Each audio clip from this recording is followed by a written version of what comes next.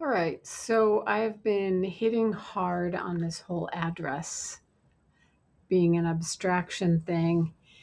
And so, what I want to show you here on this transaction that I just broadcast is how I spent from essentially a script to another script with no address involved.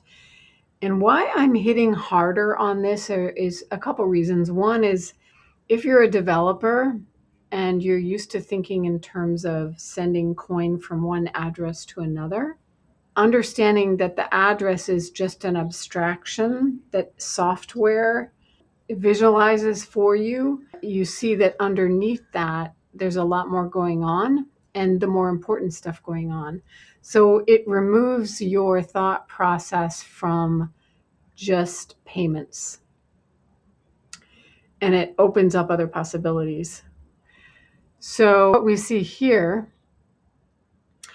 is the standard input and output left and right here on WhatsOnChain. And so there's one of each in this transaction that we're looking at up here, one for EEE, etc. And normally what you see in the input side is you'll always see this index number for the input because it's referencing from a transaction. And so if you go to the via, that is going to be the transaction that it came from.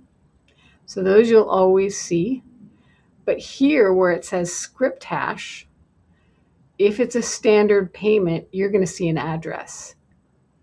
And I'll show you that in a second. Here, what we see is a script hash only. And that is what I spent from. Didn't spend from an address. And that's the point that I've been making. So if we click down on this, we can see things that you don't usually see if you're looking at an input on WhatsOnChain, unless you're not spending from an address. And like I said, you're never really spending from an address anyway. You're spending from a locked UTXO, right? That has a script associated with it. And so here we see all of that. But in a second, I'll show you the standard one where you see the address. And I actually locked that UTXO up into another non-standard script. It happens to be a push drop, but it didn't have to be. But it is non-standard, meaning it's not a P2P KH or even a P2PK. I think that the explorers will derive, they'll kind of pretend like it's a P2PKH and give it an address. But anyway, let me take you to I'll take you to the spending transaction that came from. And here we are. And so now you can see up here, instead of that script that we were looking at, now we have an address. And you see the standard one in front of it. And so that is it's always going to be a one in front of an address when you have it on BSV. So I'm going to go to that now. So here we are. And you will see any transactions associated with that address.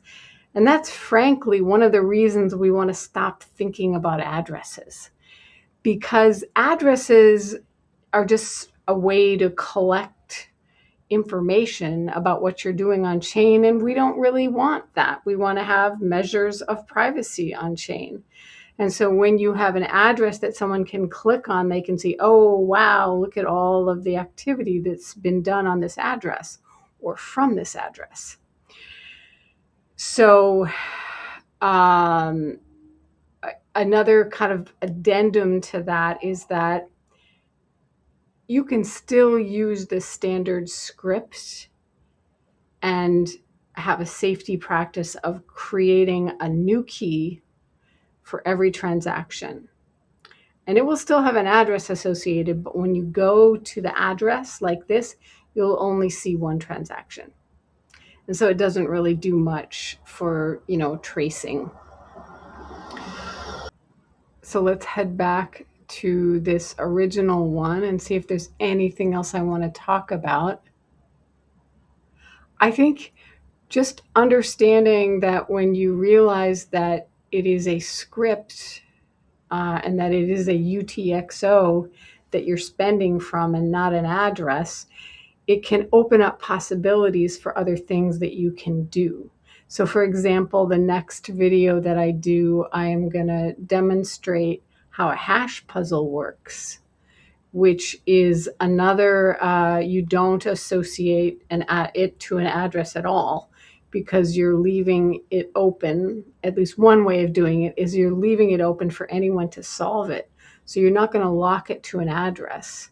You're going to lock it to a puzzle. Anyway, hope that this was informative, and I probably am about done with my tear about addresses being an abstraction. Got a curve in the game, laid out clean with the point named G and a math machine. Pick a secret number, that's your key. Multiply G, now the public can see. On the curve, can't fake what you sign. Private stays yours, public looking